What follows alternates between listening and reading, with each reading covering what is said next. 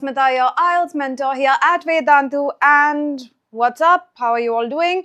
As promised, we are going to be focusing on speaking for the rest of the week. So all the lessons are going to be about different aspects of the speaking test of IELTS. So let me know if I'm clearly audible and visible to you. Say your highs and hellos so that I can do the same, and then we will get started.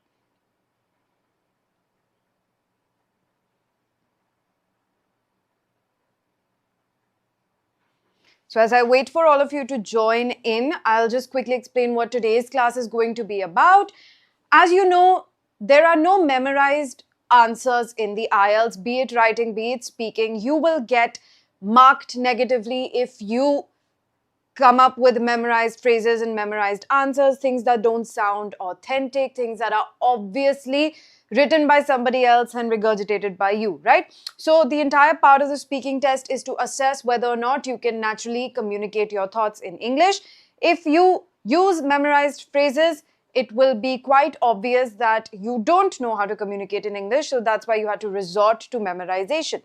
But there are some things that you can memorize, because at the end of the day, learning a language is a process of memorization. You do have to memorize words, you have to memorize phrases, you have to memorize rules of grammar. So it's not like there is no memorization whatsoever. Obviously, you have to remember these things. What we're going to focus on today are the kind of filler phrases and stuff. We're going to go into fillers in a lot more detail tomorrow, but just general phrases that you can use to start your answers, end your answers, kind of build your answers a little bit, make the transition sound more authentic. And we're going to look at what appropriate vocabulary is. We're going to take a look at some sample answers and going to break down exactly why these answers work, why they are effective, what are the things that are being done in these answers, and how you can do the same, okay? Wonders Dogs Band 6 is not a great band, but you have to, again, work according to your needs. If your university is accepting band 6, then you will be fine there, but I highly doubt that. I think you will need 6.5 to 7 to get into good universities. Others, you did not get 8 bands, you got band 8 in the IELTS. If you're saying I got 8 bands, I'm kind of doubting whether or not you really did get a band 8 or not.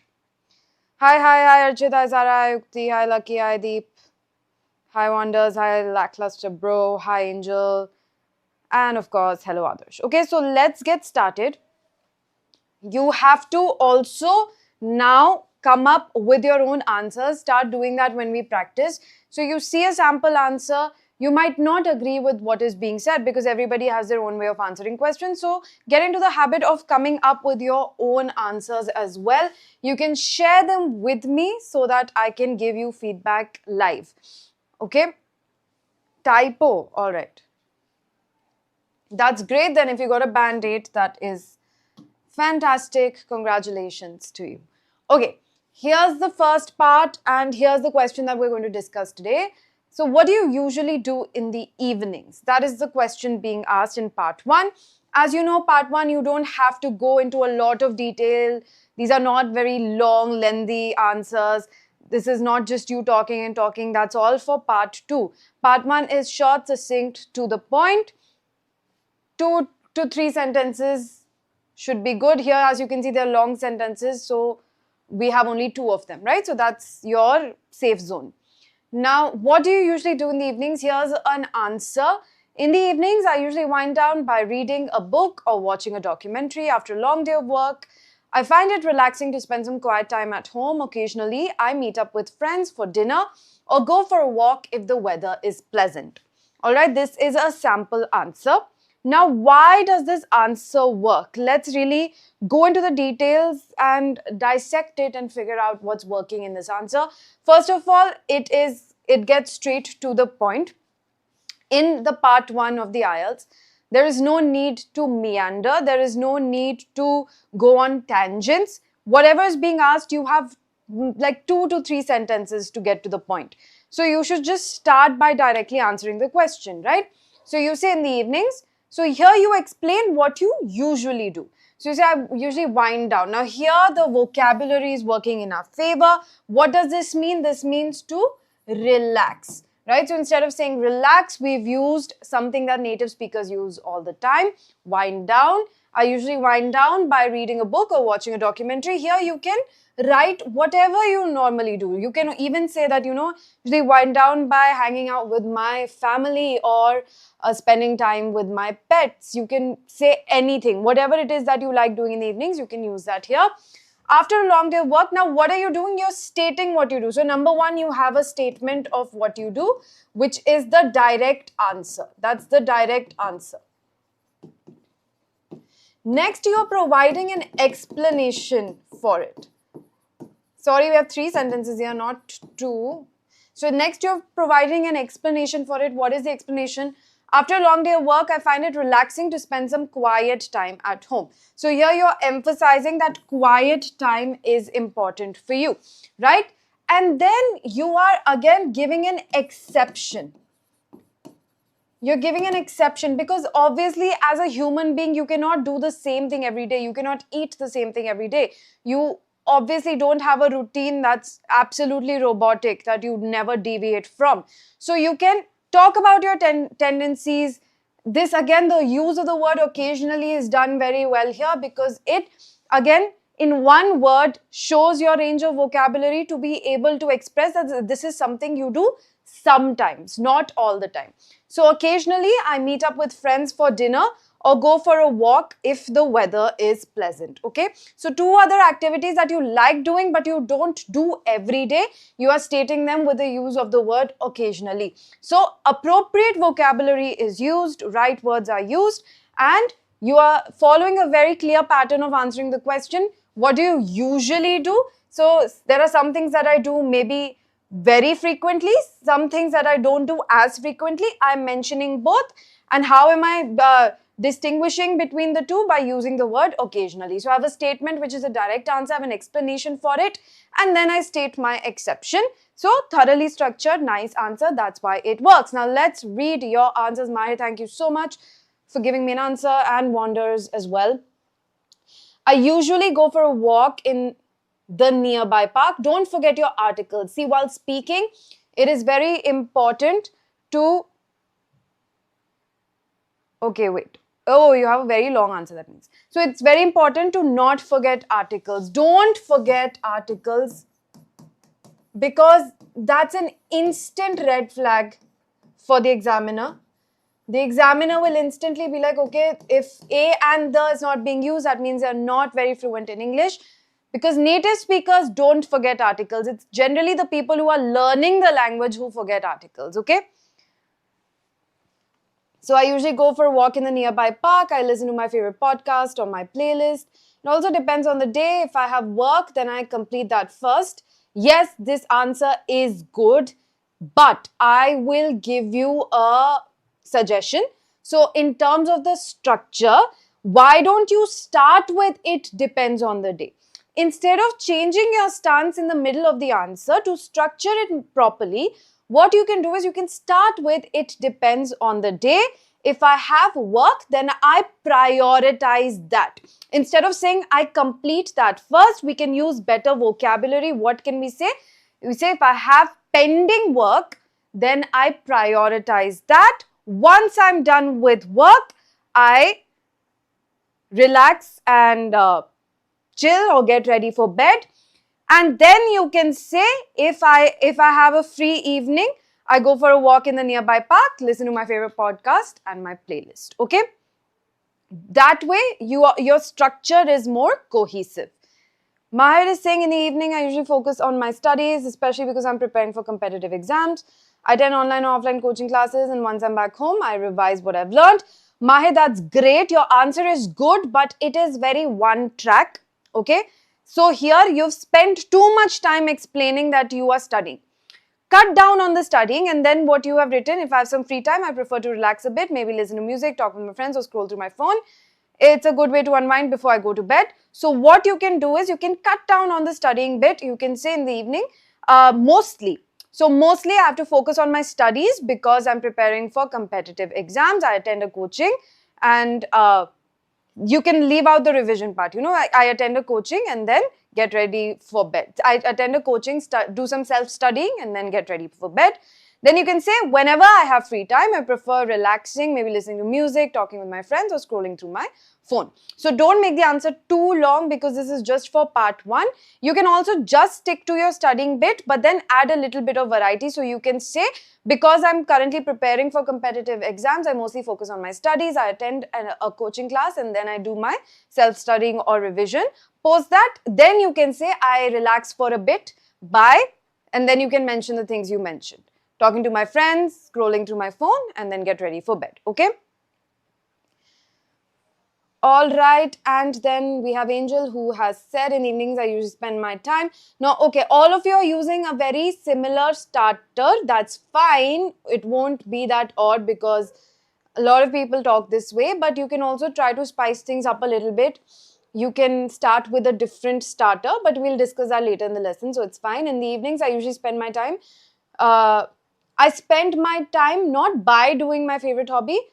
You're not doing your hobby, okay? So you cannot say doing my hobby. You say I spend my time. I'll word it better for you. Hobby or just reading a book. What is that hobby? Angel, you have to be specific. Now, if you say I spend my time doing my hobby, first of all, that is incorrect, grammatically wrong. You can say pursuing a hobby. If you have a particular hobby, you need to mention it. What is your hobby? For example, if your hobby is, let's say, I don't know, sculpting. Okay, then you can say I usually spend my time sculpting, which is my favorite hobby, or just reading a book and focusing on my studies. So here again, your fragments are very disconnected. Okay, whenever you're answering, take a second to think about what you're going to say. Okay, evening, do this, this, this, then this. Then you know it's part 1, so you have to be short and to the point. So in the evenings, I spend some time sculpting, which is my favorite hobby. So mention your hobby. And then I sometimes read a book or study. And if there's time, relax a bit before bed. Okay. Instead of saying self-analysis, which sounds again weirdly memorized, say how you do the self-analysis. Do you meditate? Do you write in a journal? Mention specifically what activity it is that you do instead of making generalized statements. Because if you say generalized things, general thing, then you will, sorry, not generalized statements, like stuff that you read in articles about self-help. You know, it sounds like that. Pursue your favorite hobby. Do some self-analysis. This doesn't sound very personal. Your answer should sound personal. Otherwise, it's at the risk of sounding memorized. Zara is saying in the evenings, I usually wind down by playing video games or reading a book after a long, tired day. Not a long, tired day. Zara, it will be a long, tiring day. Okay? Long, tiring day. I find it relaxing to play my favorite video games. See, Zara, why have you mentioned playing video games twice?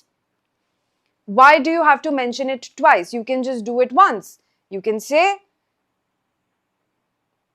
in the evenings, I usually wind down by playing video games or reading a book. After a long, tiring day, I find it relaxing to, okay. You're saying, see, don't make it a khichdi. You're saying too many things. Cut down on some things. Figure out what is it that you mostly do. In the evenings, I usually wind down by playing video games or reading a book, which is especially helpful after a long, tiring day. So there we have ended the first thought, where you have mentioned 2 things, playing video games or reading books. Then you can move on to occasionally I meet up with my cousins, and you can mention one more thing. All right. There are many intros that are possible instead of in the evenings. You can also start with something like this. For example, if I were to talk about my evenings, if the question is what do you usually do in the evenings, I would say my evenings are very erratic because I don't have a set schedule. Sometimes I work in the evenings, sometimes I don't. So it depends. And then if I will just say if I'm not working in the evenings, I like to go out because I don't get the opportunity to do that when I'm working. So it's a totally different answer that does not follow this structure. But it's an answer that reflects my life. Okay, so make sure first and foremost that the answer is reflecting your life. Lucky, you're just giving bullet points. That doesn't show me that you can communicate If I tell you, can you tell me what you do if we are sitting and having a coffee and ask you, hey, what do you usually do in the evenings? Is this how you're going to list? Spend time with my loved ones, enjoying a meal, watching a movie or a TV show or reading a book. That's not how we talk, right? So make sure your answer that you're typing sounds like something you would say.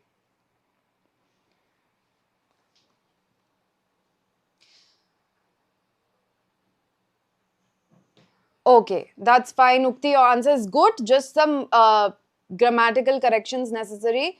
Not majorly depends. You can say it depends. If it's the weekend, I spend time pursuing my favorite hobbies. And you can just mention those two, like art. What is the personal project that you're working on? You have to mention that specifically, right? And then you can say, and if it's a working day, most of my evenings go into work or studies. Now here again, are you working and studying both at the same time? No, right? That's the odds of that happening are low. So you can just say most of my time in the week, my evenings are mostly spent studying on the weekdays, right?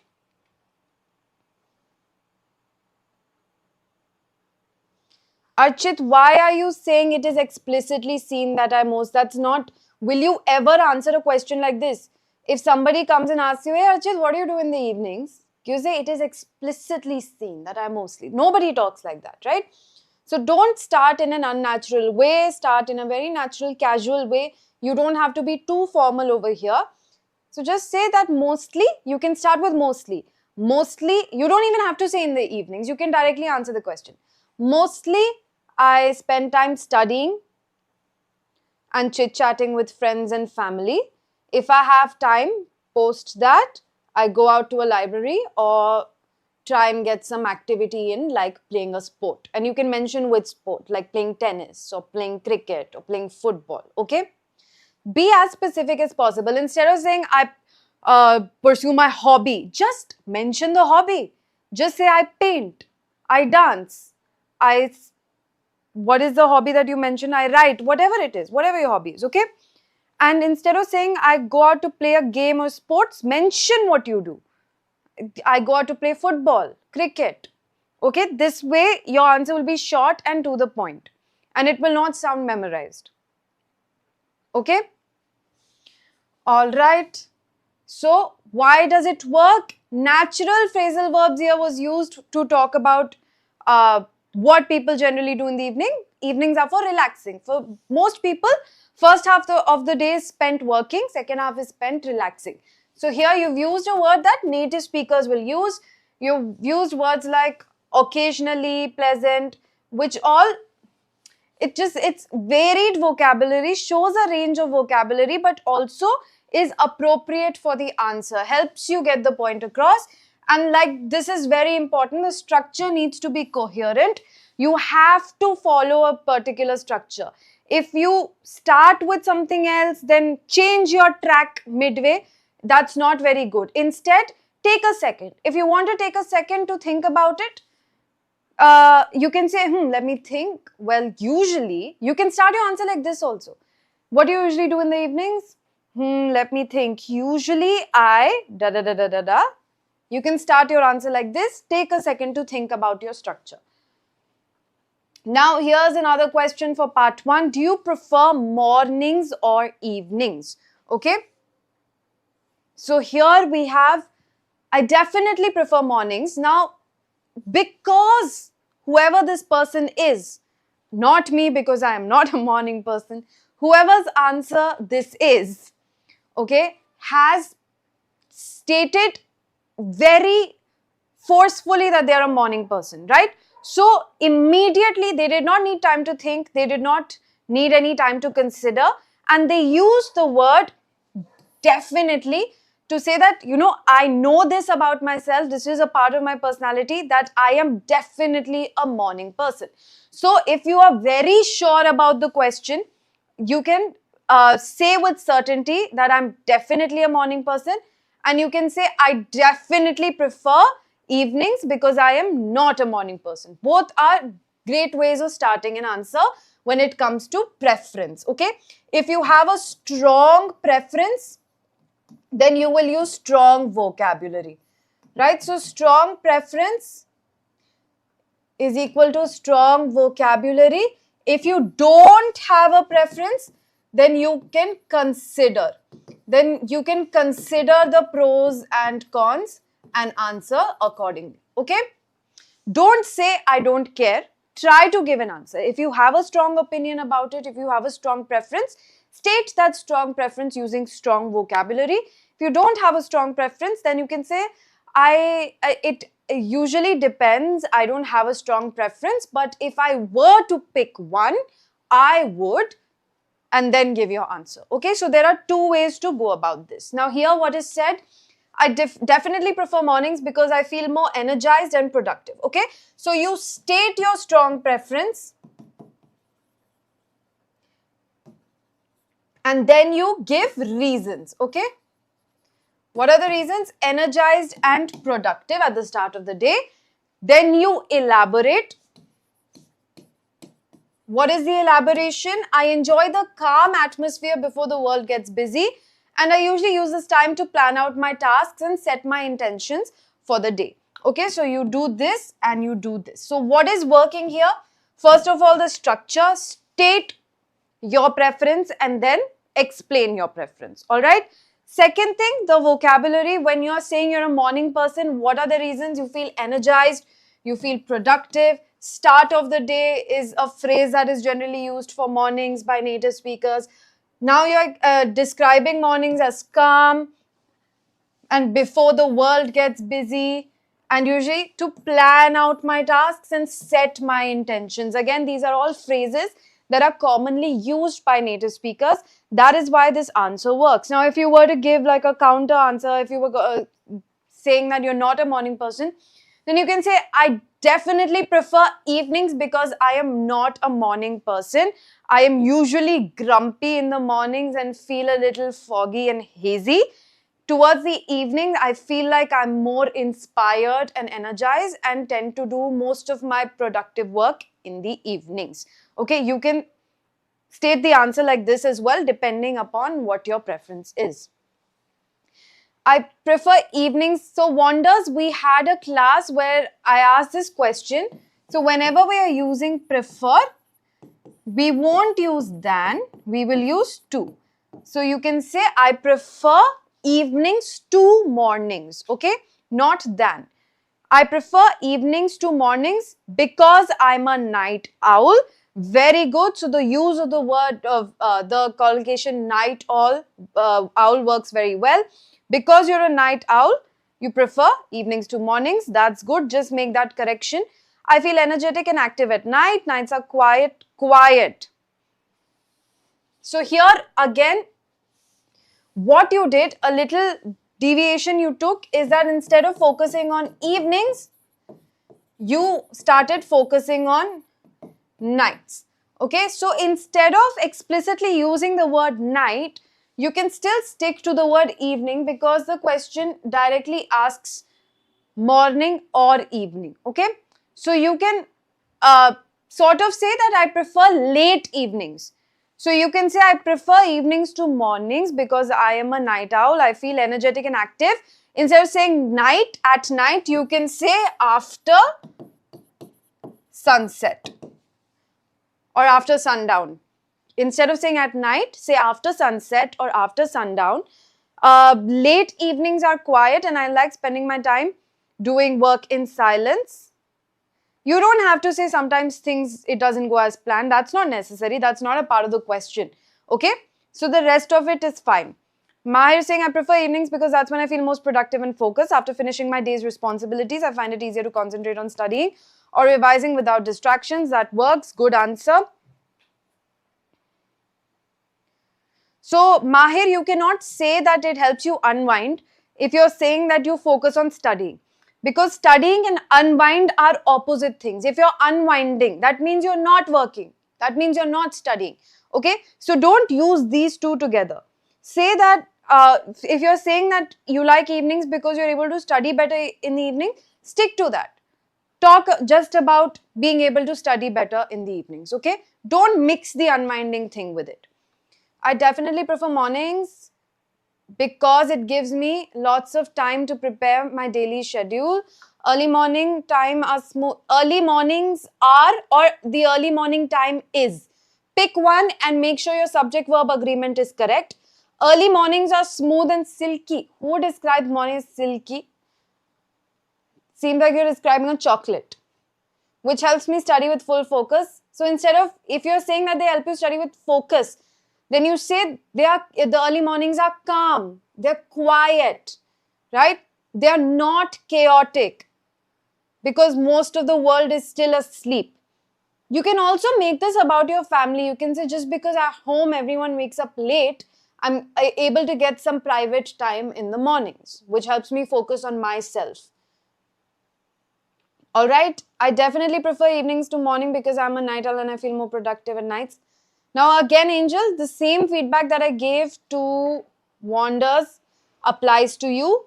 You have shifted focus from evening to night. Instead of doing that, stick to evening. If you want to focus on the nightly aspect of it, you can use after sunset, after sundown, and you can use late evenings instead of just switching up and using a different word altogether. Instead of saying I can do my studies, why can't you just say I study or I can study? Study is a verb, so don't use it as a noun here. Do my hobbies, do my studies. No, you have a habit of using do too much. So remove that and say I can freely study without disturbances. So Deep, you are starting with absolutely. Here you cannot start with absolutely because it's not picking one over the other. If the question itself is saying, do you think mornings are better than evenings? Or do you think people are more productive in the morning than in the evening? Then you can start with absolutely. Here you cannot start with absolutely. What are you agreeing with? Absolutely means you are agreeing with something. So here you're not agreeing with anything, you are stating your preference. So you cannot start with absolutely over here, okay? Just say I prefer mornings to evenings because during or in the morning I feel energetic and have time to study. Don't say self-study. Okay, so self-study is not an actual word that we use. It's just something we use for convenience. That, okay, one is teacher taught studying, one is self-studying. Don't use the word self-study in IELTS, okay? Just say study. So I feel energetic and can study, and just you can mention do my homework, study whatever it is that you're studying, your course material, you can mention that, but don't say self-study. Moreover, here you see, moreover is something you can use when you are elaborating something long, like in the essay part, using the linking word moreover makes sense. Here you are just talking normally, so you don't have to say moreover. You can say I also jog with my friends. So instead of saying go for jogging, you can see, instead of making these long complicated sentences where you turn the verb into a noun and then add another verb to talk about it. I do my studies, I go for jogging, I go for running. You can say I go for a walk, I go for a run, I go for a jog, or you can say I jog with my friends. That's a more natural way of talking, right? And I love to see the sunrise from my room's window. So again, first you went for jogging in the morning, but then you're saying you like seeing the sunrise from your room's window. How can you be jogging outside and how can you be in your room looking at the sunrise at the same time? So follow a chronology. Make sure you're following the chronology. You can start with this sentence. That will be more impactful. So you can say, I prefer mornings to evenings because I love looking at the sunrise. So that can be the first point that you're making. I love looking at the sunrise. Okay? And then you can explain why you love looking at it. It makes me feel. How does it make you feel, Deep? Why do you love looking at the sunrise?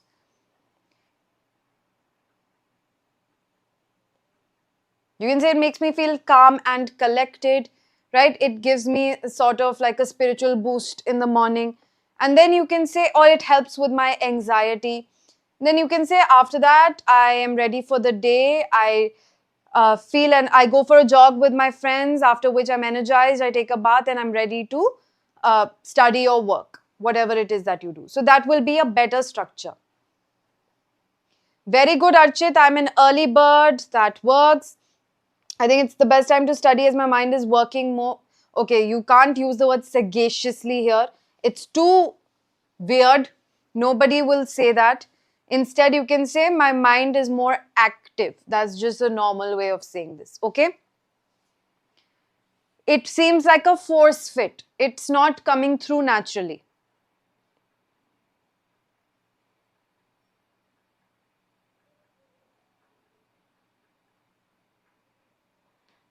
Which fully energizes my mind and my body and helps make the rest of the day, helps me to make my rest of the day more aligned with my goal.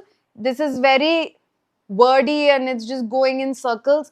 Instead, you can say the morning, taking a cold bath in my morning helps.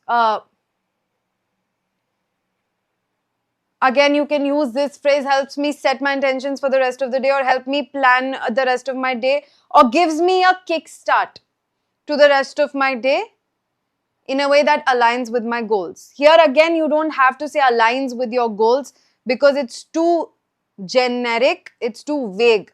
It's very vague. What are your goals? So instead, you can just say that, it gives me a kickstart. Cold bath is like a shock, right? So it gives you a kickstart to the rest of your day. So try to make the vocabulary tailored to what it is that you're trying to convey. Instead of force-fitting words that you know into an answer, first come up with a genuine answer and then try to see, okay, what are some good vocabulary words that I can fit in here. So why does this answer work? Vocabulary is focused on the answer, it is structured, and it has a fluent and confident tone. Why is it a confident tone?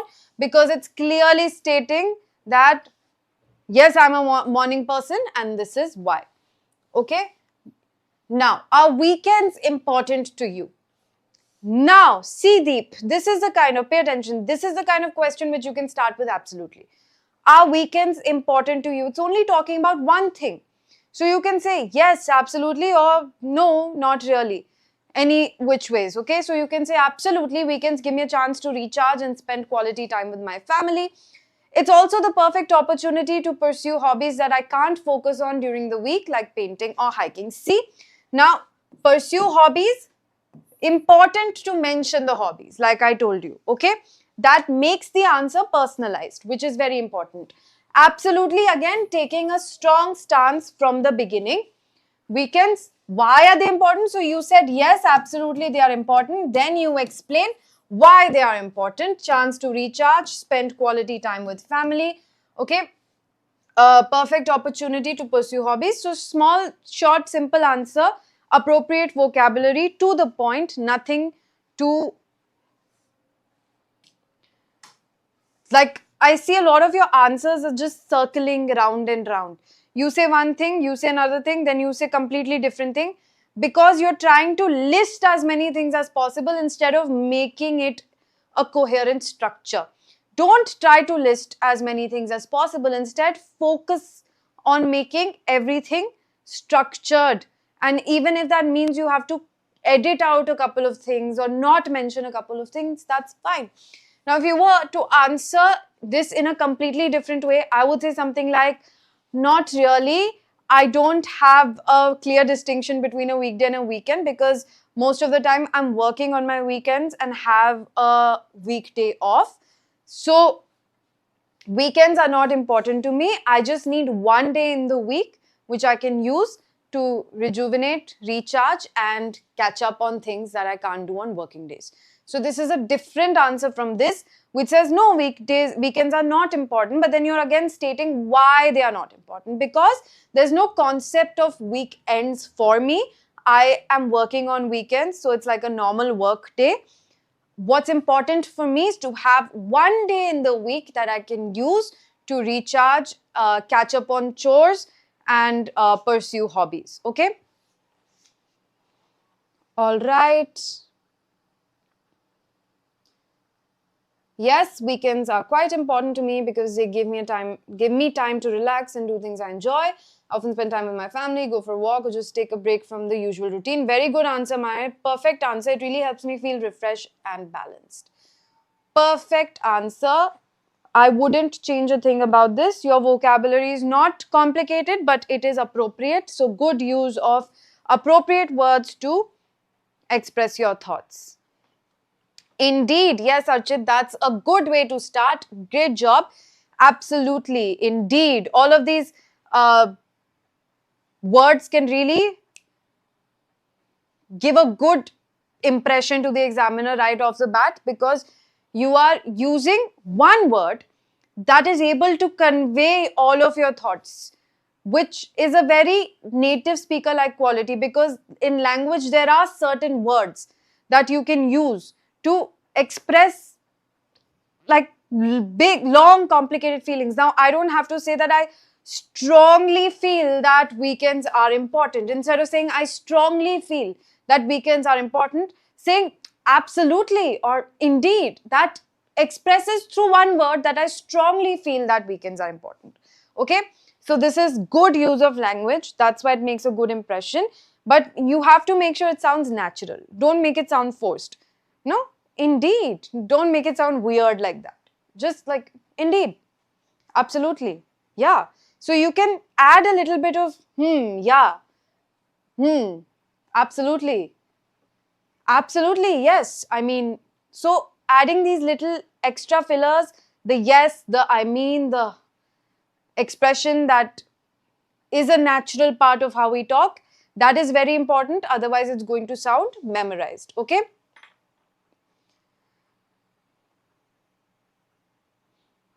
That's okay. You can give your complete answer. Because I can spend quality time with my family and friends, and it's a day when I have enough time to watch my favorite, yes, very good, TV series, to catch up on my favorite TV series, to binge watch. Here, an appropriate word you can do is, use is binge on my favorite shows, right? This is kind of a casual slangish word, but it's a really important part of native speech. That's how people talk generally. So instead of saying catch up on my shows, which is also fine, or what did you say? Gives me enough time to watch my favorite shows, which sounds very bland. You can use a word that a native English speaker would definitely use, which is binge on my favorite shows, or binge watch my favorite shows, right? That means to watch episodes one after the other, spend a lot of time watching the show. Watching multiple episodes or even the entire series in one sitting. That's the meaning of binge watch, right? Yes, of course, weekends are quite helpful. Important. Instead of saying helpful, say important. For me, as I get to relax and recharge, instead of saying pursue new hobbies again, Zara, which sounds memorized and forced, you can say it helps you pursue your hobbies or gives you time to do things that you like and then mention those things. Saying things like it helps me give time to review what I did in the week, again, not very normal. I don't think a lot of us do this. If you do this, that's great, but find a more informal way of sharing this information, right? Reflect on my week. But then you don't need a weekend to reflect on your week. You can reflect on your day at night. You can reflect on your week as the week progresses. So you don't need the weekend to do this, right? So for me, it sounds a little forced. And if I were the examiner, I would think this is like a memorized thing that you have seen written somewhere and now you're using it. Without a doubt, weekends are very important for me as I don't have time in my weekdays for miscellaneous activities. Don't say miscellaneous activities. You say I don't have time in the weekends to even do basic chores like washing my clothes or arranging my cupboard or even get a haircut. So I desperately need a weekend to make sure I can survive. And so you can make it funny also. You can make it a little comical. So Brad, your answer can sound more natural and it can showcase your personality in a better way if you can word it this way. then without a doubt, weekends are crucial for me because I don't have time during the weekends to even like wash my clothes, uh, arrange my clothes in the cupboard, get a haircut, or sometimes even shower. So I need the weekends to actually be a person and not be a huge mess. So you can make it comical. You can take a little jab at yourself, and you can make a joke at your own cost, and that will really help not only showcase your personality, but also, one second, yeah, but also, uh, it can, humor is, requires, like, I don't know how to put this for you to understand, but you can't, you must have heard that humor is the hardest genre to write.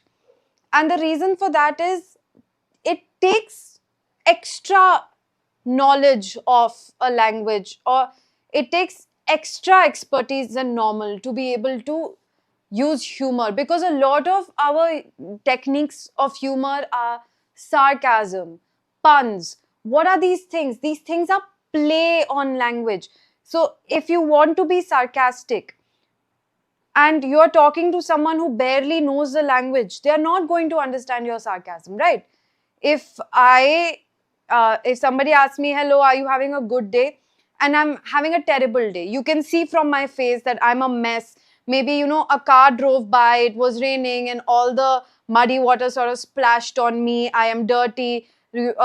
A bird pooped on my shoulder. So you can look at me and you can say that, okay, I'm having a terrible, terrible day. But if somebody asks me, are you having a good time? And if I say, yeah, wonderful time, only a native speaker will truly be able to understand that I'm being sarcastic. They won't, somebody who's just learned the language will take whatever I'm saying at face value. They will think, okay, because I said wonderful, that means I am having a very good day. So it takes in-depth knowledge of a language to be able to use these humor techniques like sarcasm or puns. Puns is what? Wordplay. So to be able to do wordplay, you need that kind of knowledge of the language, right? So if you are able to showcase humor, that shows that you are actually very comfortable with the language. But don't do it all the time. You can, like, for one or two laughs here and there, you can definitely add in some humor. Obviously, it's still a formal setting, it's still a test, so don't try to make it like a stand-up comedy routine. Weekends are quite important to me. Weekends give me time to invest in my favorite things like hiking, art. I'll just relax and make future schedule. Make future schedule is what? Just make my schedule for the upcoming week, or figure out my schedule for the upcoming week. And see, saying things like it gives you time to think about your life. Be honest with me. Do you have an allocated time on the weekends where you're just like, I'm going to think about my life. I'm going to think about my week. I'm going to sit down and do a self-assessment of everything. Nobody does that, okay? So it sounds very unnatural. Again, it sounds like, I'll check, Angel, one second. So it sounds like you've just read like some self-help article and you are using lines from that. Avoid doing that, okay? Try to make it as personalized as possible. Obviously, you cannot plan every weekend. Some weekend you might be meeting up with a friend. Some weekend you're just at home, binge watching your favorite shows. Some weekend you may be catching up on your studies because you slacked off during the week. So keep it personalized, but also you can't decide what you do every weekend. You don't have a set schedule for every weekend. So make sure that comes through in your answer. That's why saying things like spending quality time with my family and friends accounts for the fact that we might go out, we might have a party, we might have like a lunch together. So this is general enough to account for all of those things, but again, personalized for your life. And then perfect opportunity to pursue hobbies that I can't focus on during the week or that I don't have time for during the week, like painting or hiking. Okay, so you're understanding what I'm trying to say?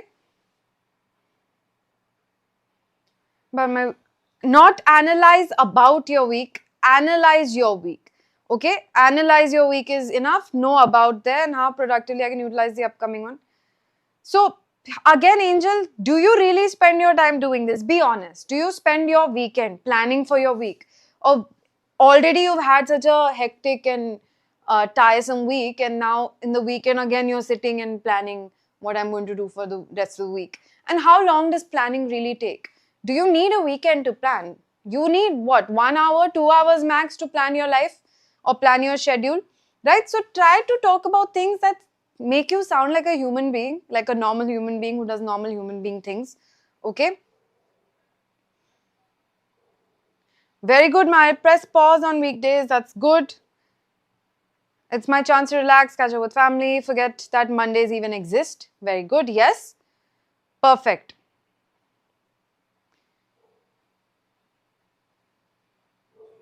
Great job. Okay. Now, we've already discussed why this answer works, so I'm going to move on. Okay, so that was what works for part 1. You also tried and you're coming up with good answers. Whatever I'm telling you, please work on those things. Again, the pointers that I'm telling you, keep them in mind. At the end of the day, the most important thing is to sound natural. Okay?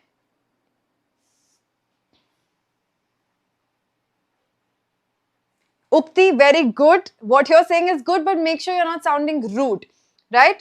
So instead of saying, of course, I need weekends, they're very important to me, I'm not a machine, need my off time to make sure I'm working properly or functioning properly during the weekend. So it's my time to reboot. You can use all of these terms that are not generally used for human beings, but you can use them as an analogy or in a metaphorical way, right? So the analogy that you've used, comparing yourself to a machine, don't make it so explicit. Instead, you can, what you're saying is good. So you can say that, yes, the weekends are my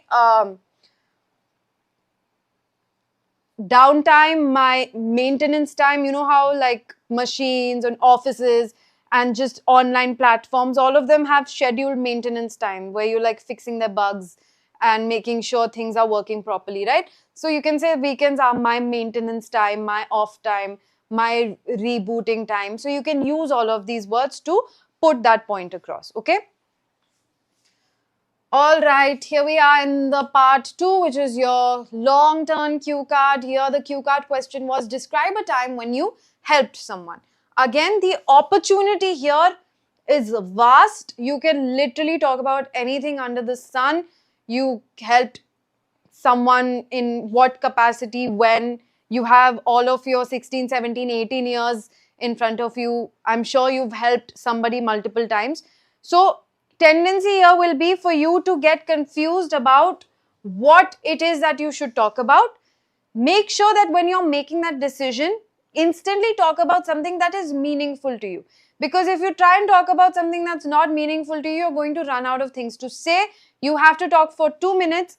2 minutes is not short, it is a long time. I would say even this is not enough material for 2 minutes, but this is how much fit in one page. That's why I have only this much right now. Okay, so you need more material than this for 2 minutes. So make sure you talk about something that actually is meaningful to you, that you can genuinely speak about, so that you don't run out of things to say. Otherwise, you're going to start using memorized phrases or stuff that you've read here and there, and it's going to sound really odd and unnatural.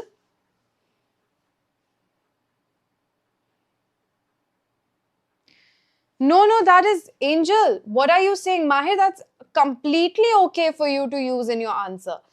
You can actually start like this. Absolutely, weekends are very important, and to be honest, they are important because they're my opportunity to do absolutely nothing. I'm on a eat, sleep, repeat cycle throughout the weekend, but I feel like that's necessary for me to be my productive best during the week. Okay, so you can frame your answer like this. You can make fun of yourself, but at the end of the answer, you can also redeem yourself. You can say that if I don't do this over the weekend, then that can lead to burnout during the week, right? So you can use these answers. That's fine. Okay. So like I said, you can say absolutely weekends are very important. And to be honest, I love the weekend because it's my opportunity to do absolutely nothing. Okay, now this is funny. It's good. And now you build on this answer. Over the weekend, I am on an eat, sleep, repeat cycle for most part.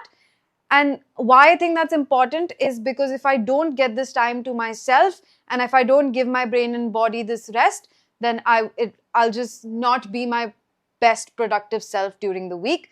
So that my weeks don't end in burnout, I need these weekends to just be a complete. Now here you can use any kind of adjective to describe yourself.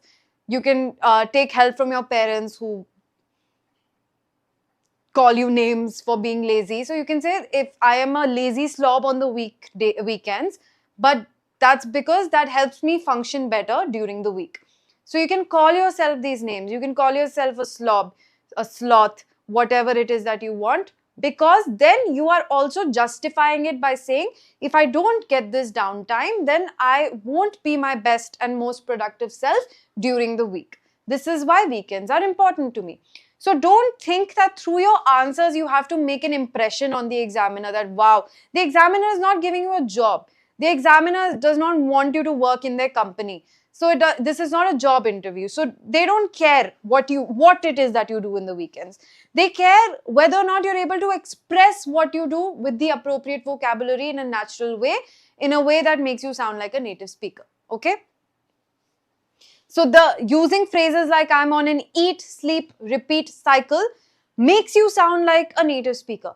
So you will get more points for this than saying, oh, I am so productive even on the weekend. I am pursuing my hobbies. I am figuring out my goals for the week. Instead of saying all of this, if you say something like I'm on an eat, sleep, repeat cycle, that will make a better impression because the examiner is judging your English speaking skills and whether or not you can communicate like a native English speaker. Keep this in mind, okay? It's not about impressing the examiner with what you do. It's about impressing the examiner with your functional knowledge of English and whether or not you can apply that knowledge and speak English in a way that a native speaker would, okay? All right. So now here we have an answer. Let's quickly break it down and see why it works. A time I helped someone that really stands out. Okay, so now here, that really stands out. What does this convey? Again, this is implying that I have helped somebody multiple times. But this particular instance stands out. So this is very good use of language to say that instead of saying, I have helped people a lot of times, but if I were to pick one, I would say, instead of saying that, you're saying a time I helped someone that really stands out. Automatically, the examiner knows, or whoever's listening to you knows that, okay, you have helped people multiple times, but you are talking about this one particular instance because it's fresh in your memory. This is another way you can put it. Instead of saying a time I helped someone that's fresh in my memory, is because it was the most recent thing to happen. Okay, so if using phrases like this, yes, Mahir, I know we've all been there. Using phrases like this shows that you have a higher level of English than most people, because a normal person wouldn't say that really stands out. Somebody who's just learning the language will not say this. They will say something straightforward like, I have helped people many times. I would like to talk about the one time that I helped so and so. So that's how they would talk. Because when you're just learning a language, you cannot play around with it as much, right? To be able to play around with something, you need to have good, proper knowledge of it, right? If you just learning how to drive, you will drive very cautiously. You will be very safe. You will make sure that you're driving straight. You'll make sure that you're holding the steering with two hands. You will make sure that you're not doing anything else while driving. But you look at somebody who's an experienced driver, who's been driving for like 20 years, they can drive with one hand, they can lane change easily, they can maneuver or they can turn things on and off in their radio system while driving as well, right? So to be able to do those things, you need to have practice, you need to have proper knowledge, you need to have experience. Same thing, language, to be able to use phrases more effectively, you need to have that kind of knowledge and experience. Because you're in a time crunch, your knowledge and experience can only come from bombarding yourself with English language content. The more you listen, the more you will be able to grasp these things. So now, a time I helped someone that really stands out was last year when my friend was preparing for an important job interview. So mentioned whom you helped and how you helped. Okay. Next, she was feeling incredibly nervous because it was her first time interviewing for a position in a multinational company. I offered to conduct mock interviews with her. Now, here technical language is coming in. You specifically helped her for what? An interview. So now vocabulary related to that needs to come in. So what do we have here? Mock interviews with her every evening. I helped her structure her answers, improve her confidence, and gave her feedback on how to present herself professionally. In addition to the interview practice, I shared some common questions. Okay, helped polish her resume, and even lent her a formal outfit since she didn't have anything suitable. On the day of the interview, she was far more confident and composed. Composed means not freaking out, put together, okay? And I was thrilled to hear that she got so instead of happy to hear, I was thrilled to hear because you're so personally invested in this entire process. Instead of just saying I was happy to hear, I was thrilled, okay, to hear that she got the job. So using a word that has more of an impact because you're so close to this issue, okay? You helped her for so long, so obviously you will be more than happy that she got the job, right? This experience meant a lot to me. Now you're explaining the impact this experience had on your life. So why did it mean a lot to you? It meant a lot to me because I could see the positive impact of my support and it strengthened our friendship and also reminded me how fulfilling it is to help someone succeed. Okay, so what works here?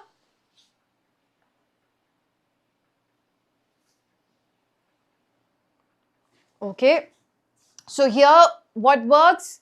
The structure is straightforward. Okay, whom you helped, how you helped, and what impact it had on your life. Okay, the vocabulary is very specific to the kind of help that was offered. You offer to coach her for an interview, so all the vocabulary words are catered to that. Nothing too complicated, nothing too C2 level over here. General phrases that native speakers would say, like polish her resume, okay, mock interviews, and then the impact it had on you. Also your emotions, you expressed your emotions the right way. You wouldn't just be happy she got the job, you were thrilled, okay, you were overjoyed that she got the job. So you can use words like this. And then again, the impact it had on you, it was fulfilling, strengthened your friendship, okay. So those are the things that work for this answer. And these are the kind of things you need to keep in mind. Here could be reference to some past event like in which someone else. It will be not to the point. The cue card clearly says describe a time when you helped someone. So you are deviating from the point, you're going in a completely different direction. That's not going to help your answer, okay? If you run out of things to say and you have nothing else to say, you can do that instead of being quiet, but that's not something that will get you extra points or anything, okay? Stick to the topic, that will help you get extra points, always. All right? Okay, and then coming to some more cue card questions just to give you an idea of what they could be like. Describe a place you would like to visit. Describe a skill you would like to learn. So let's quickly go through this. If we were to talk about describe a place you would like to visit, what I want you to do right now is, number one, I want you to mention the place. Then I want you to give me 2 points for why. Then I want you to give me appropriate vocabulary words describing the place. Okay, very quickly, can we do this? I'm not asking you to give me a full 250 word answer. I just want you to name the place, 2 points as to why you want to visit that place, and appropriate vocabulary words. I need at least 5 appropriate vocabulary words, not complicated, appropriate vocabulary words that can help you talk about the place that you would like to visit. Okay, so quickly let's see.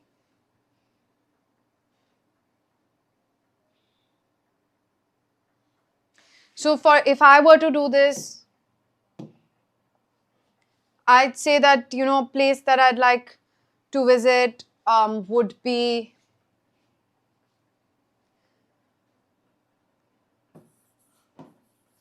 Greece. Then if I were to give 2 points, why? Then I would say it's aesthetic and it has a lot of historical significance. Both of these things I like. Then here, if I were to give appropriate vocab words, then I would say, it has a tropical climate. Again, I've already used the word aesthetic, so that can be a part of my vocab words, right? The words that are appropriate. So here, aesthetic climate, culturally rich. It's very culturally rich place. Okay, it has a lot of historical monuments that I would like to see. Okay.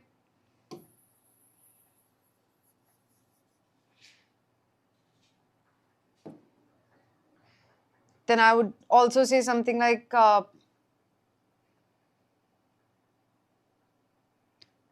what else? Why would I like to go to Greece?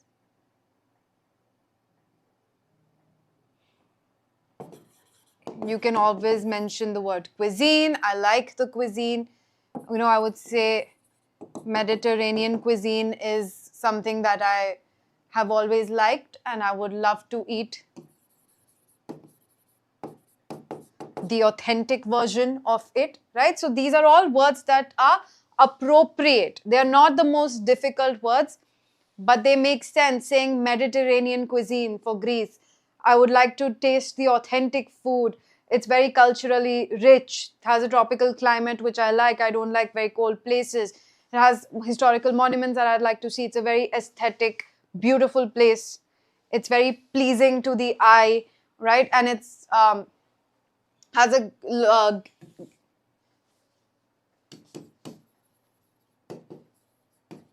ample opportunities for photography. Okay, so these are my appropriate vocabulary words. Now, Zara, yes, you have to give me a reason why. What would be your appropriate? Give me everything in one. Answer. Brad, meanwhile, okay, so many people, this really stands out.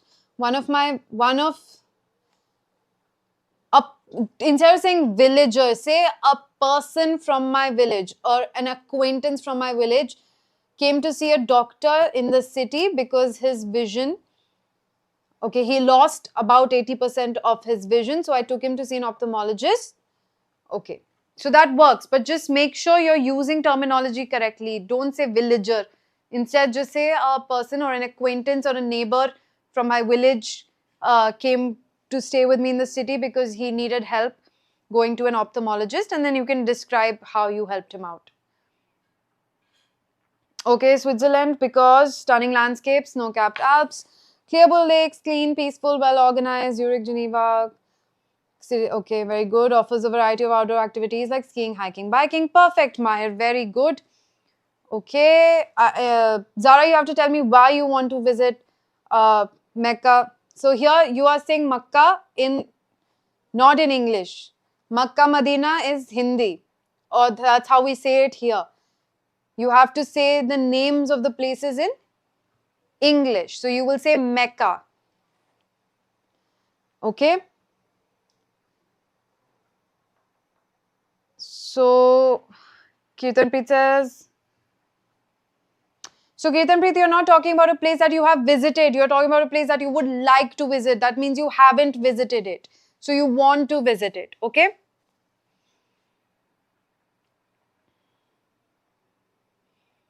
Yes, so Zara, what is your appropriate vocabulary for this? So here, describe a place you would like to visit. First, you will give context, okay? So first, you will state, after you've stated that, okay, the place I'd like to visit is Mecca and Medina to perform the Hajj, which is the spiritual pilgrimage that Muslims... so now you have to explain the significance of it in your faith, right? So in my faith, I am a practicing Muslim, and in my faith, performing the Hajj, why is it important? So now you have to explain that it's a sacred pilgrimage and it is important uh, for these reasons. Once you have listed out the reasons, then you have start describing the place. So why would you like to visit it? You have covered. Now, what is it that appeals to you about the place? It helps you connect with your religion on a deeper level. It's also not something you can do in a touristy fashion. You have to prepare for it, and you have to make sure that you're following all the regulations and rules listed out properly, because it's not just something you do for recreation. It is actually a sacred pilgrimage. So you have to explain all of these things if this is going to be your answer, okay? Paris, France, clicking aesthetic photos, trying their cuisine. Not cuisines, cuisine. French cuisine is one cuisine, okay? Okay, want to go to the Louvre. So now when you're mentioning here, you're talking about places in France. So you have to make sure that you're pronouncing them correctly. Okay, so if you're unsure of the pronunciation, then you can mention that. So while talking, you can say, I want to visit the Louvre. And then you can say, I'm sorry if I'm not pronouncing that correctly. I would make sure to, or I'll make sure to get a fair idea of, basic idea of French before I travel. So all of these things you can say. Don't be sarcastic here, no. Because if you talk about wanting to go to outer space, either mean it, say that you would like to visit Mars. It's becoming a reality ever since, you know, Jeff Bezos and Elon Musk have been spending a lot on their space programs. If you're willing to go that route, again, you're doing this at your own risk. I will not recommend. Don't be sarcastic here. Give a genuine answer. The kind of sarcasm you use has to be harmless. It has to be like good humored sarcasm, okay?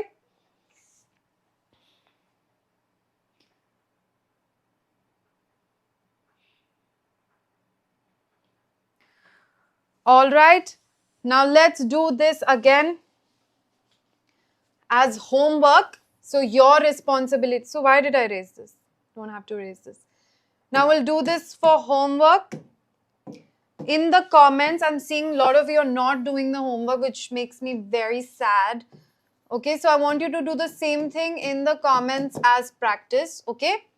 Skill you'd like to learn, what is the skill, why you'd like to learn it, and appropriate vocabulary for that skill, okay? All right, now coming to part 3, what happens in part 3? A discussion. It is a follow-up discussion related to your cue card topic, okay? Shubhart, I will request you to not spam right now in the middle of the class. If you genuinely have these questions, we can answer them at the end of the class. Please don't disrupt the flow of the class right now, okay? Number one thing you need to go and study abroad, especially in Ivy Leagues and really reputed universities like Harvard, the number one thing you need is good etiquette. If you don't have good etiquette, you're going to be thrown out of there, okay? Why do people help others? People often help others because it gives them a sense of purpose and satisfaction. Straight to the point, answer why. Here, you can take time to think. So you can do something like, that's an interesting question. I think the reason why people help others is because it gives them a sense of purpose and satisfaction, okay? So this is one way of starting. If you want some time to think about the question, you can take it by using, and we'll discuss these fillers tomorrow in detail, okay?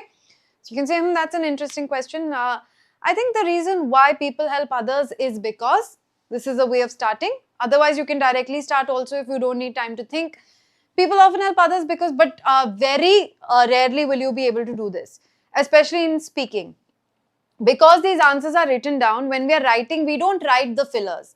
We don't write the and the and the I think. We don't write these things. That's why when you're speaking, normally all of these things will happen. That's fine. The ums, the ahs, the is okay while speaking. Okay, it's very difficult to straight away get to the point. You will have some sort of filler before you start talking. So people often help others because it gives them a sense of purpose and satisfaction. Acts of kindness can foster stronger social bonds and create a more supportive community. In many cultures, helping others is also seen as a moral obligation or even a way of giving back to society. Okay, so here we have upped the vocab game a little bit because the last part is generally very like critical thinking based, your opinions on different matters of importance. So here the vocabulary game generally goes a bit up. So here you can see words like sense of purpose, satisfaction, that's still quite normal. Acts of kindness foster stronger social bonds and create a supportive community. Cultures helping others, moral obligation, or even a way of giving back to the society or giving back to the community. Okay.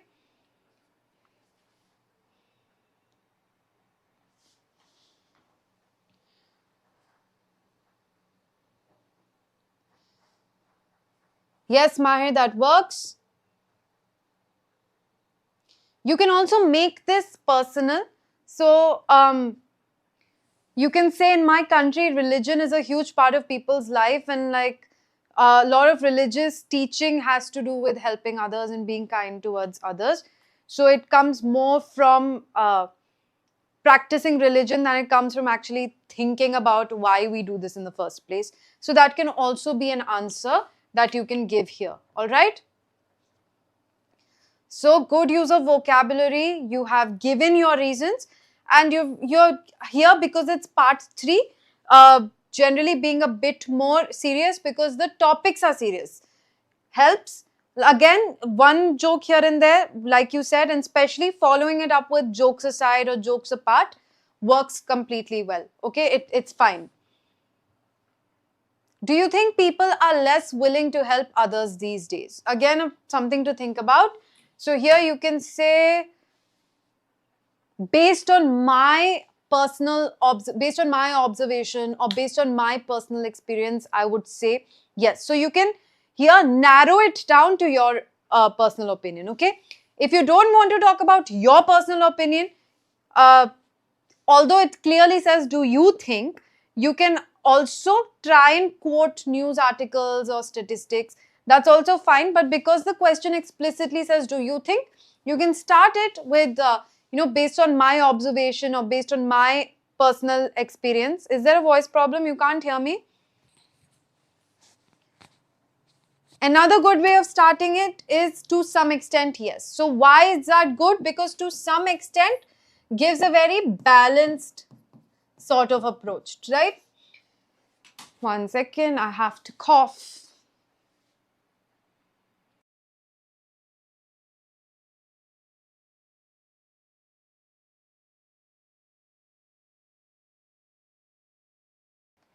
All right, let me know if it's fine now or if the problem persists.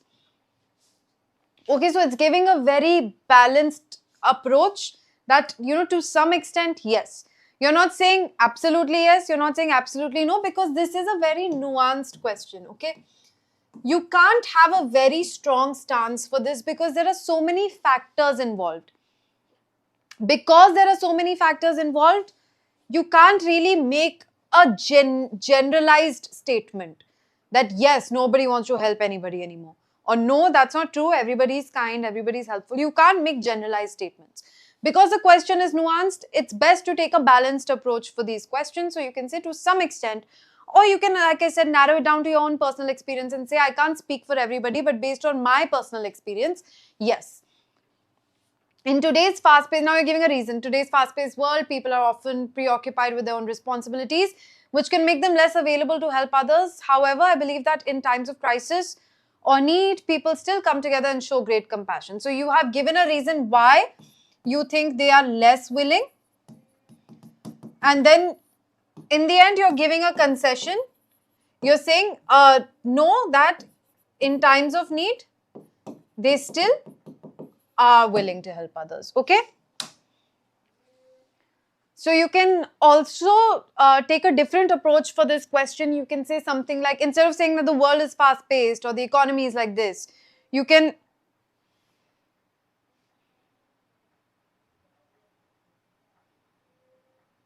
Okay, then it might be like a internet issue. Sometimes voice lag happens because of internet. All right. So just try and refresh. I've also refreshed from my end.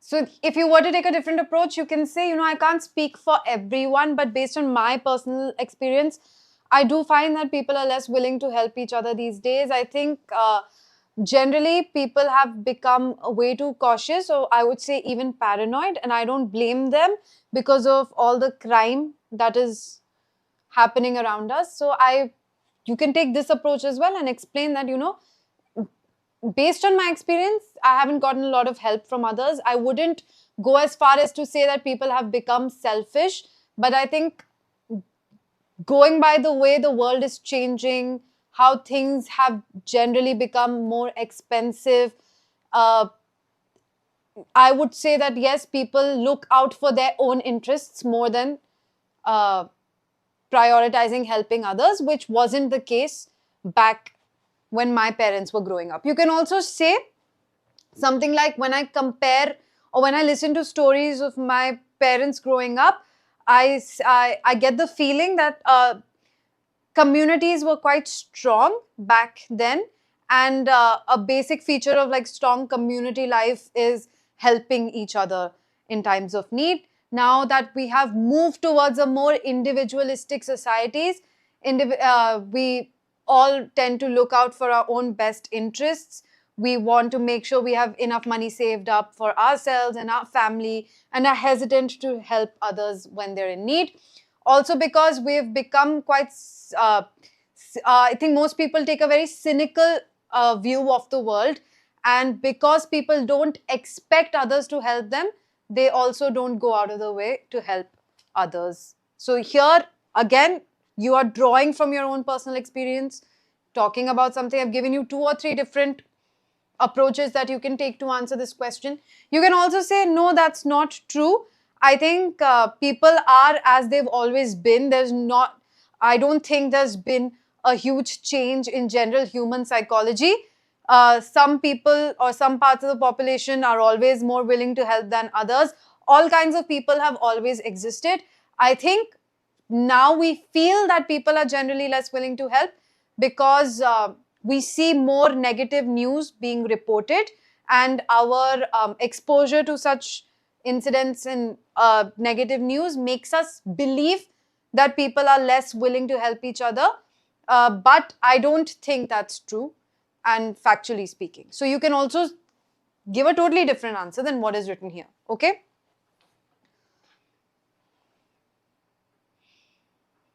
That's good, Ukti, but you don't have to give like a proverb at the end. Okay? So you can, instead of saying people are more occupied with their own things and are busy in their own lives, maybe that's just the nature of the world today. The world's too fast paced, things are changing too quickly, and to keep up with rising costs, people need to look out for themselves and protect themselves. Having a safety net is important. And even going by like crime statistics, I think people are just generally scared and paranoid, due to which they are less willing to go out of their way to help others. Okay? All right. So why this answer worked was it was balanced, it was nuanced, the vocabulary was very appropriate for the answer, and it also shows the ability to argue both sides. I'm not saying that's always important, but if you are able to do that, it shows that you can think from other perspectives as well. So you are not very rigid when it comes to your views. You are able to see that, okay, I think this way, but I understand why you might not think the way I do. So being able to show that is very important. So in 1 or 2 answers, if you can argue from both sides, that will not only help you showcase parts of your vocabulary or communication skills that you cannot show if you fight for one particular stance, but also overall make your impression a bit better, because you are able to have a balanced view about things, and you're able to look at things from other people's perspectives, which specifically becomes important if you're from a very different cultural background and you're going to a place that has a very different cultural background. You're going from a conservative society to a society that's quite modern. So for you to be able to adapt to that, you need to showcase that, yes, I am always open to other people's perspectives. I am perceptive. I always like to question my own thoughts and opinions as well. Okay, so showing that is very helpful. Should children be taught to help others? Now again, this, you have to give your opinion here. Absolutely. Okay. 100%. You can start like that as well. Instead of saying absolutely, you can say 100%. Teaching children to be empathetic and supportive from a young age can shape them into responsible adults. It also builds essential life skills such as teamwork, communication, and emotional intelligence. So you can argue from an academic curricular perspective as well. You can say 100%. In fact, I've thought about this at length, and I feel like community service should be a part of school curriculum. Teaching young children the importance of helping others and the benefits it can do for their own mental health is essential, and it will help children grow into more well-balanced adults. Also, this can help children who come from homes where they don't get the kind of love, care, and attention that is required. So children from troubled background can actually find a sense of community and understand the importance of trust and helping others if this becomes a part of school curriculum. Okay, so that is one argument that you can give. You can give any argument that you want as long as you're able to justify it with the appropriate vocabulary. Why does this answer specifically work? It works because, again, the vocabulary is very to the point. Helping others, by definition, means that you have empathy.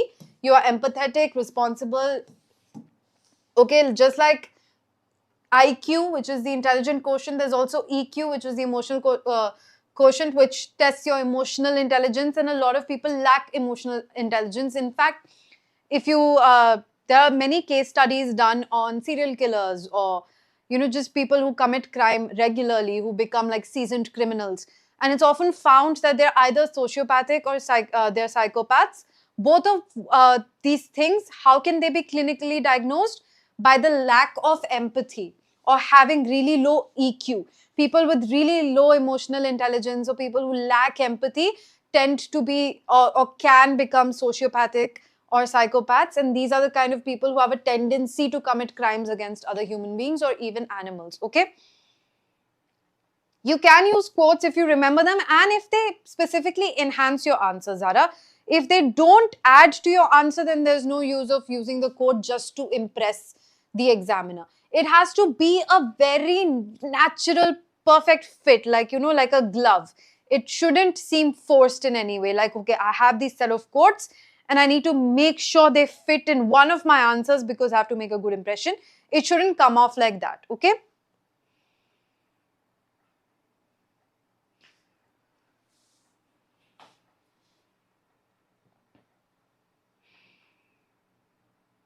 Mahir, but then you have to explain why you think you need to be careful or why it should be done in a limit. Always never forget the why aspect. Every time you're giving your opinion, the why is very important. Make sure you're fleshing out your reasons properly. You can state your answer. That's your one word, one sentence. Okay? Zara, yes, but then when you're making it a part of, so how you can connect the bridges over here is, again, you can first mention that growing up as a practicing Muslim, helping others is a huge part of my faith. Okay, and it's considered sunnah, which means then you have to explain what sunnah means. Okay, then you will say that I find that this has helped me build a strong sense of community and has put this sort of moral obligation on me to always look out for others around me and treat others with kindness. Because this mindset has really helped me in my life, I think it should be a part of everybody's life. Even those who are not practicing Muslims can benefit from this if this if they're taught about this in some way. And the best way to teach things to children is obviously to make it a part of their school curriculum, or make it a part of what they learn at school. Okay. So you can definitely say that. But whenever you're connecting it to your personal life, first connect it to your personal life and then talk about the broader implications of this. Right? So for example, just like I gave you a sample answer of what you can give, if I was to talk about it from my perspective, my religious perspective, then I would say, okay, I grew up in a Sikh family and every Sunday we used to go to the Gurdwara where we performed community service, which was something that was taught to us, and helping others in that regard, serving food to them, or, even cleaning their footwear, was all where people from all walks of life, regardless of their social status, just came together and engaged in such kind of community service that instilled a very strong sense of being there for the community in me. And that translated to me becoming a helpful person in general, not just for people of my community, but people in general. So instilling these things in children is very important because it can condition them in the right manner. Okay, so I talked about my personal experience, but then I also broadened it up. So make sure it's not just about you, because the question is about should children. Okay, now not all children grow up in Sikh households, not all children grow up in Muslim households. Okay, we are talking about all children in general. So you can talk about your personal experience, but then say how that benefited you. Because it benefited you, it can benefit others as well. And how can it benefit others? By teaching them in whatever way. Okay. All right. So we have now seen the different answers that work and why they work. We broke them down. Okay. We focused on structure. We focused on cohesion. We focused on whether or not our answers are correctly and appropriately answering the questions. If they are to the point, not deviating from the point. We discussed the kind of vocabulary we need to add, the kind of words that enhance our answers are not always complicated words. They are just right words for the right thing. Okay. And we also saw a little bit of how you can incorporate humor and things native speakers say that might be colloquial, that might be slang, but it's still something that is commonly used, and how we can incorporate that in our answers to sound like fluent native speakers. Okay. Now I'm going to give you a list of phrases and vocabulary generally that you can keep in mind and incorporate in your answers, not in a weird force fit kind of a way. Nothing should ever be a force fit.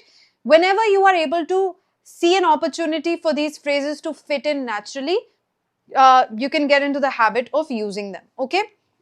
So here, describing preferences and habits, you can say I tend to, I usually, I'm more inclined to, and what I enjoy the most. So these are different ways in which you can answer questions related to your preferences, your habits, your likes and dislikes. Okay. So describing people and feelings, you can call them warm-hearted, supportive, emotionally intelligent, reserved, overwhelmed, composed, confident. There are endless words to describe people and feelings. Just make sure that you have a set of 4 to 5 words per feeling.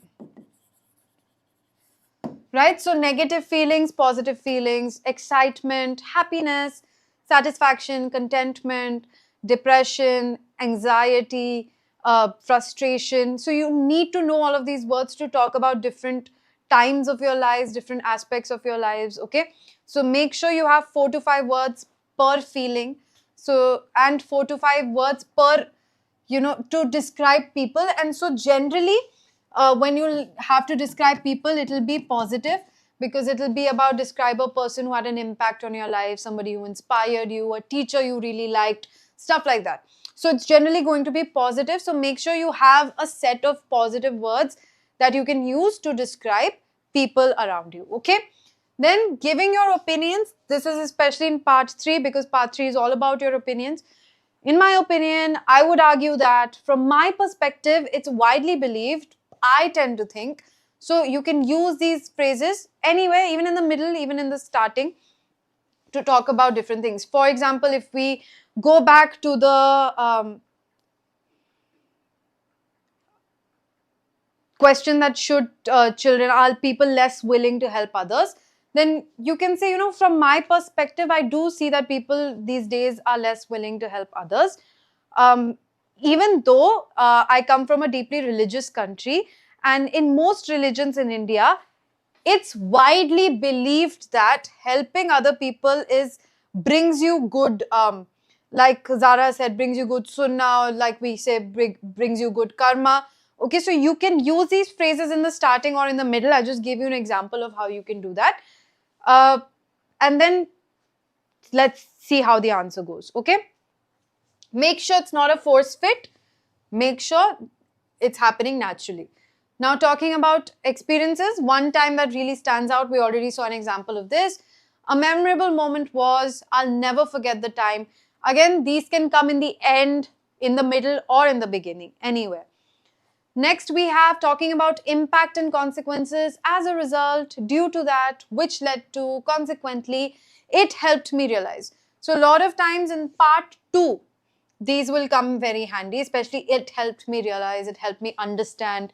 Okay. Useful phrases for fluency, frankly speaking. So, frankly speaking, when you have like a hot take, when you're talking about something that could be a little contentious, that could be a little, uh, politically volatile, when you're saying something a little bit, I've told you this multiple times, just steer clear of radical opinions. Don't express radical opinions, but if you are going a little towards radical opinions, then you can use frankly speaking. Okay. To be honest, that's a tricky question. Without a doubt, if I had to choose, what's interesting is, so here, if I had to choose, I gave you an example of this. If you have a preference question and you can't really decide, you're a morning person, evening person, it's like, it really changes. But if I had to choose, I think I'd be a morning person. So something like that. Okay. And that brings me to the end of my list. So hopefully you have a fair understanding of how to start framing your answers. See, you won't be able to do this perfectly after the first class, but it all depends on whether or not you're implementing these things. Slowly, slowly as you practice, slowly as you implement these things, you will notice a noticeable difference in your speaking. I mean, if you're recording yourself, that is. I've told you this many times, that whenever you're practicing for the speaking part of the IELTS, record yourself. Keep older recordings, because later on, if you want to track your progress and if you actually want to see if you've come or progressed from that point, then you need those recordings for comparison.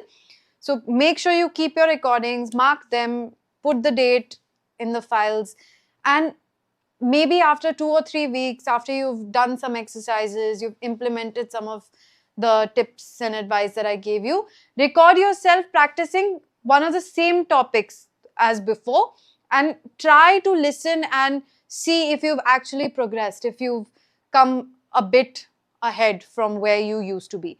Okay? All right. See, this is effort that you'll have to put in from your end, because if you don't do this from your end, then at the end of the day, I won't be there during your IELTS telling you, hey, don't do this instead. Okay? You will be your own judge. You will have to fight your own battles. And if you want to do that, you have to practice. Use your weekends wisely. Okay? All of you. Okay, some of you are late. Imam class is over, but it's fine. You can watch it later. No, thank you, Archit, for being participative and working on the feedback. I'm sure you'll do great. Yes, Mahir, same here. Didn't realize. Great job. You're welcome, Zara, always. Hello, Abhinav. Class mein last mein aake bol rahe ho, naam le lo. How bad. Okay, so now another reminder to just subscribe to the channel. Like the video, comment and share it with your friends if it was helpful. Don't forget to follow us on our socials. Don't forget to subscribe if you still haven't. Otherwise, sometimes if there's a time change, all of that will be communicated to you so that you can plan your day in advance. You can create your schedule in advance. All of these things that you apparently like doing so much. Okay. So make sure you're subscribed so you don't miss out on updates. Thank you so much. See you again tomorrow. Take care. Bye-bye.